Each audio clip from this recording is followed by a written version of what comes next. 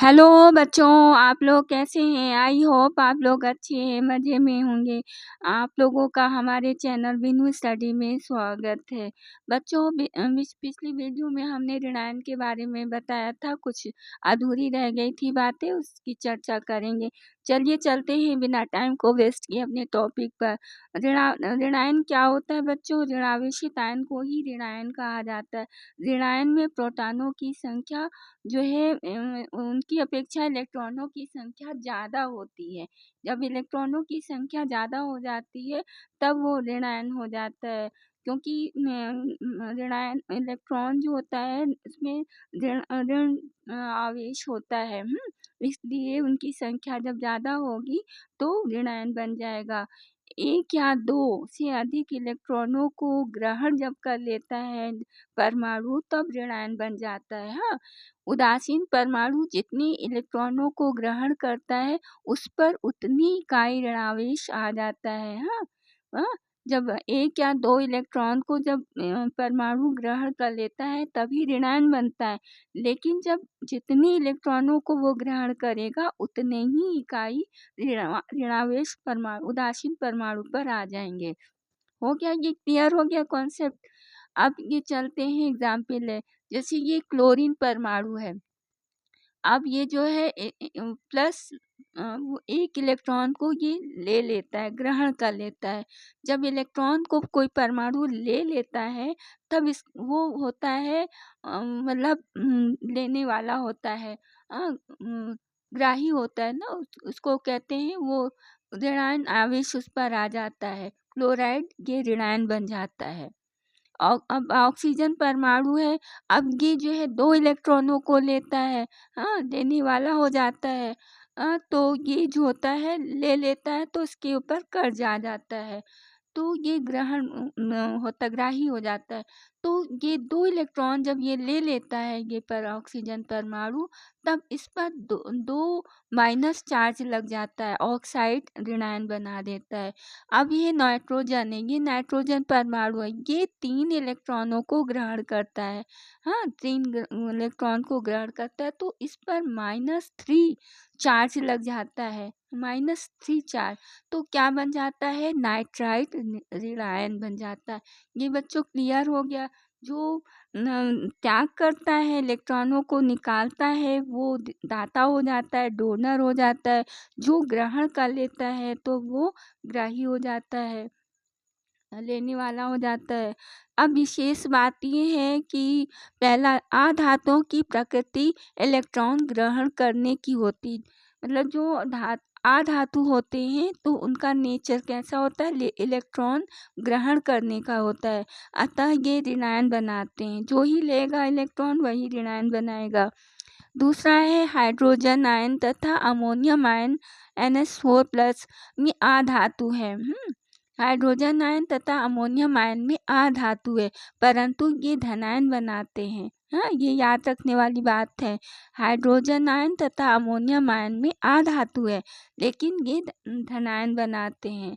ये अपवाद में आता है।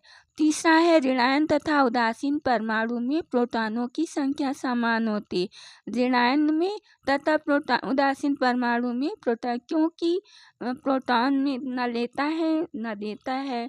वो तो ज्यों का त्यों रहेगा। ऋणायन में इसलिए होता है इलेक्ट्रॉनों की संख्या ज़्यादा होती है, लेकिन प्रोटॉन तो उतने ही होते हैं जितना उदासीन परमाणु में होते, इसलिए ऋणायन में उदासीन परमाणु में प्रोटॉनों की संख्या बराबर होती है।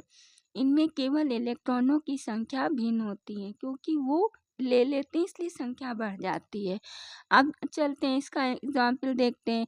ये क्लोरीन परमाणु है, इसने 1 इलेक्ट्रॉन को ले लिया तो इसमें एक जो है माइनस चार्ज लग जाता है, तो ये क्लोरीन आयन, बोलिए चाहे क्लोराइड आयन, दोनों एक ही बात है, क्लोराइड आयन बना लेते हैं, बन जाता है। अब इसको कैसे सॉल्व करते हैं, कैसे समझते हैं, चलते हैं। अब क्लोरीन में कितने पर इलेक्ट्रॉन होते हैं बच्चों? 17 होते हैं। प्रोटॉन भी 17 होते हैं। ये तो पिछली वीडियो में बताया ही गया है कि इलेक्ट्रॉनों की संख्या प्रोटॉनों की संख्या दोनों बराबर होते हैं। हाँ, तो क्लोरीन में कितना है 17, तो प्रोटॉन भी 17 होगा। जब इलेक्ट्रॉन की संख्या 17 है तो प्रोटॉन की भी संख्या 17 होगी। तो इलेक्ट्रॉन माइनस वाला होता है, चार्ज वाला होता है, प्रोटॉन प्लस वाला होता है। तो दोनों प्लस और माइनस जब मिलते हैं तो माइनस ही होता है, 0 हो जाते कुल आवेश 0।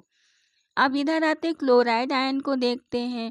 एक इलेक्ट्रॉन इसने ले लिया है बच्चों। हाँ, लेने की वजह से इसमें इलेक्ट्रॉनों की संख्या 18 हो गया है, प्रोटॉन की संख्या वही है।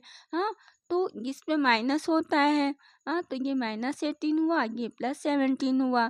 तो दोनों जब घटाए जाएंगे तो -1 होगा।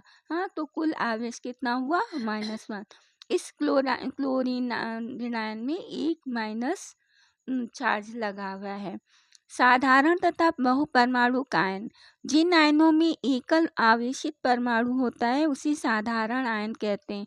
जैसे sodium, magnesium, aluminium, chlorine, oxide, nitride आदि। ये सब आवेशित तो हैं, लेकिन परमाणुओं की संख्या बच्चों कितना है, एक है। एक ही सोडियम, एक ही मैग्नीशियम, एक ही एल्युमिनियम, एक ही क्लोरीन, एक ही ऑक्साइड है और एक ही नाइट्रोजन है। इसको क्या बोलेंगे, एकल आवेशित परमाणु। तो साधारण आयनों को एक परमाणु आयन भी कहते हैं, क्योंकि एक ही परमाणु से बना होता है। जिन आयनों में परमाणुओं का समूह होता है, मतलब एक से ज़्यादा होते हैं, तो उन्हें बहुपरमाणु कहते हैं। और या मतलब बहुपरमाणु कहते हैं। जैसे NH4+ है, OH- है, ये सल्फाइड है, SO3 2- चार्ज है, NO2 है, SCO3 है, SO4। हाँ, ये सब होता है। इसमें क्या है, परमाणुओं की संख्या बहुत है। जैसे इसमें नाइट्रोजन भी है, हाइड्रोजन में। हाइड्रोजन के कई परमाणु हैं, इसमें 2 हैं, ऑक्सीजन भी है और हाइड्रोजन भी है। और ये जो है S है और इसमें ऑक्सीजन भी है, और ऑक्सीजन के 3 परमाणु हैं। इसमें N है, ऑक्सीजन है, ऑक्सीजन के 2 परमाणु हैं। H है, C है, कार्बन मतलब ऑक्सीजन है। तो इसमें ये सब क्या है, SO4, ये सब बहुपरमाणु के, क्योंकि इन आयनों में परमाणुओं का समूह है।